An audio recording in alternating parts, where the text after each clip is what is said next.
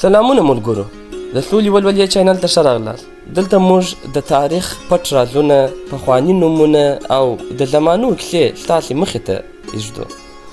آیا تاسو کله د ځانه پوښتنه کړې ده چې د افغان او افغانستان نومونه له کوم ځای سرچینه اخلي؟ ډېر خلک داسې ګمان کوي چې دغه نومونه یوازې د ستر احمدشاه بابا ابدالي له دورې وروسته رامنځته شوي دي، خو د علامه عبدالحی حبیبي کتاب افغان او افغانستان څرګندوي چې دا نومونه زرګونه کلونه پخوانۍ ریښې لري. شاوخوا 1100 کاله مخکې د افغان نوم په لیکونو کې یاد شوی دی او د افغانستان نوم لږ تر لږه 200 کاله وړاندې ثبت شوی دی. په شلمه پیړۍ کې د شیکاګو د ختیځو څېړنو موسسې یوې ډلې د ایران په شیراز کې د نقش رستم ترڅنګ د زردشت کعبه کې یوه کتیبه وموندله. دغه کتیبه په پهلوي، اشکاني یا فارسي او یوناني ژبو لیکل شوې ده او د ساساني پاچا لومړي شاپور 280 بیا تر 273 میلادي د واکمنۍ د دورې سره تړاو لري. په کتیبه کې د کوشاني امپراتورۍ ختیځ سرحد د پشکاپور په نوم یاد شوی دی چې د یوناني کس با پورس او د اسلامي دورې د پر شاپور او ننني پېښور سره برابر ګڼل کیږي.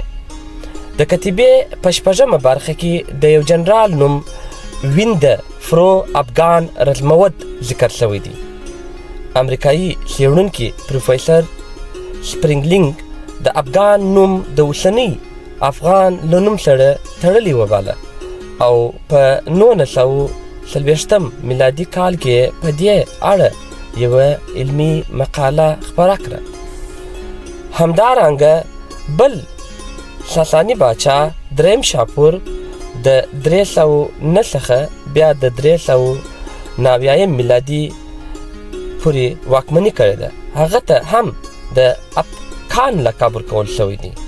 ځینې مورخین لکه سر اولف کارو دغه لقب د یوه ټبر او درنې ځانګړنې په توګه لولي او باور لري چې د دورانیو او یوسفزیو ځینې پلرونو به د ساسانیانو په دربار کې ځای درلودی. د فردوسي په شاهنامه کې هم د جګړو پر مهال د اوغان او اوکان نومونه یاد شوي دي. مثلا داسې راغلي دي: سپهدار چون قارن کاوگان، سپهکش چو شیروی و چون اوگان، به پیش اندرون قارن رزم زن، به دست چپش سر و شای من. سپهدار چون قارن کاوگان، به پیش سپه اندرون افغان. یعنی دلته افغان د یو زړور جنرال او د یو قوم نوم ته اشاره شوې ده.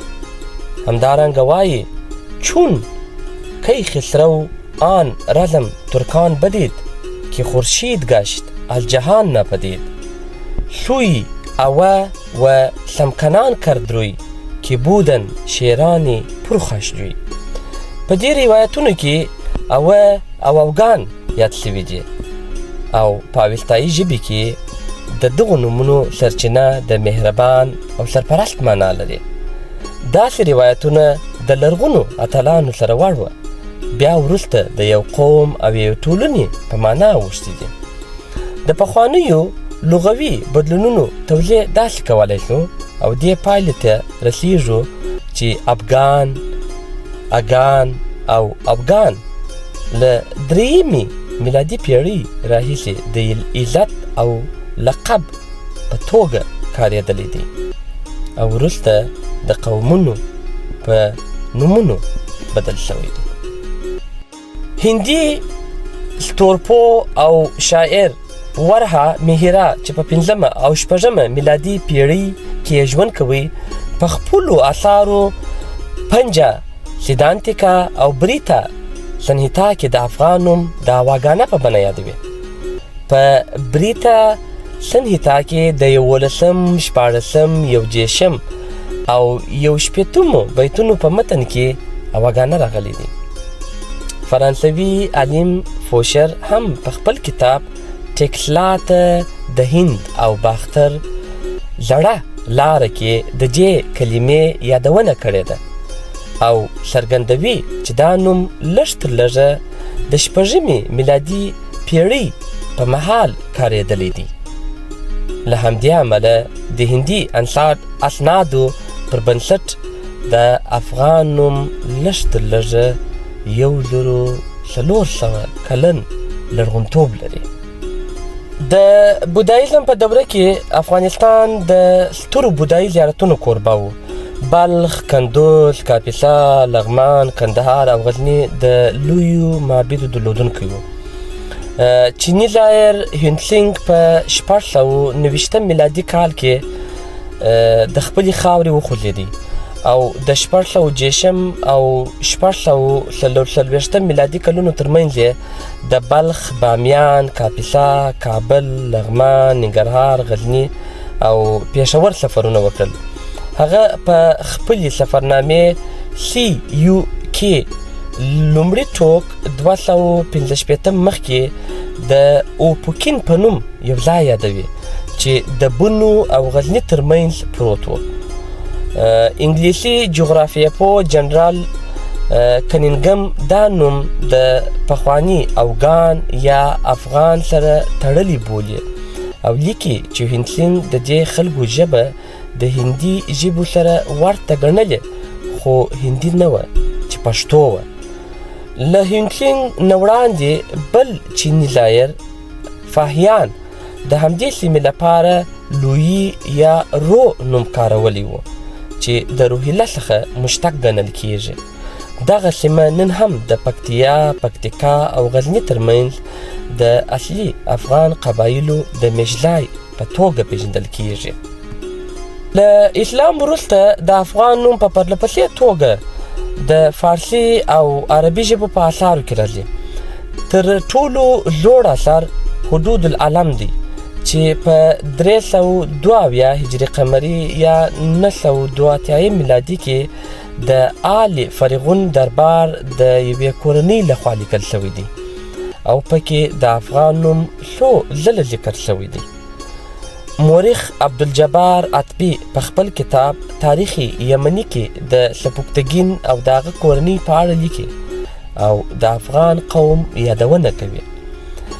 همدارنګه ابن عسیر په خپل مشهور کتاب الکامل فی التاریخ د افغان د افغان په نوم لیکلی دی. وروسته بیا ګڼ شمېر مورخینو لکه فخر مدبر په آداب الحرب کې، قاضي منهاج سراج جولجانی په طبقات ناصری کې، حمدالله مصطفی په تاریخ گزیده کې او محمد قاسم فرشته په خپلو اثارو کې د افغان قومونو یادونه کړې ده.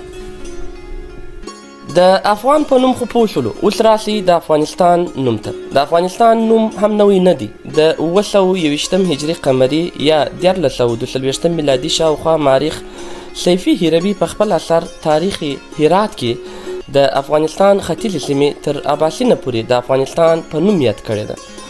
دا د افغانستان د نوم یو له زړو لیکلو اسنادو څخه دی چې لږ تر لږه د 900 کلونو پخواني یادونه ده. په تیموري دوره کې مورخ مولانا کمال الدین عبدالرزاق سمرقندي هروي چې په 815 هجري قمري یا 1400 میلادي کې کتاب مطلع سعدالدین و مجمع بحرین ولیکي، هم هغه جغرافیه د افغانستان په نوم یادوي او دا سیمه د خراسان برخه بللې ده. د تیموري دورې بل عالم معین الدین اصفرایی هم په خپل اثر روضات الجنات کې د افغانستان نوم کارولی دی.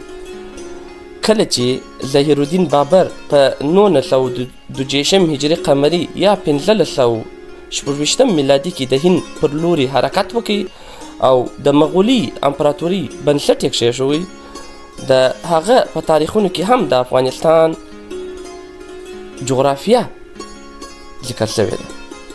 افغانانو د صفویانو او مغولو په وړاندې د خپلواکۍ دپاره اوږدې مبارزې وکړې. په پای کې د هوتکي قیامونو په وسیله یو ځل بیا د دې سیمې سیاسي یووالی راژوندی شو. لومړی حاجي میرویس خان نیکه د مبارزې مشري وکړه او وروسته احمدشاه بابا د افغانانو د قیامونو په پایله کې د لوی افغانستان بنسټ کښېښودی. لکه څرنګه چې مو ولیدل د افغان نوم لږ تر لږه 1800 کلن دی او د افغانستان نوم شاوخوا 700 کلن تاریخي بنسټ لري. دغه نومونه د ساساني دورې په کتیبو، هندي، نجومي او جغرافیایي کتابونو کې د چیني زایرانو په سفرنامو او د اسلامي مورخینو تر اثارو پورې په معاصرو لیکونو کې پرله پسې تکرار شوی دی. همدا دوام د افغان ولس د هویت، استقلال او فرهنګي دوام نښه ګرځېدلې ده. نو که بل ځل څوک وپوښتي چې افغان څه معنا لري، ورته ووایه دا یوازې یو نوم نه دی، بلکې د زرګونو کلونو د زړورتیا، استقلال، رشد، نجابت او فرهنګي هویت ژوندی داستان دی. آیا تاسو چمتو یاست چې د زړه پورې تاریخ له نورو سره هم شریک کړئ؟ دا وه د تاریخ هغه برخه چې د افغان او افغانستان نومونه زرګونه کلونه وړاندې په ځان کې خوندي کړي دي. موږ لا ډېرې داسې کیسې تاسې ته لرو. که مو ویډیو خوښه شوه نو چینل سبسکرایب کړئ. د سولې ولولې چینل او د تاریخ د ژورو رازونو ملتیا ته دوام ورکړئ. مننه.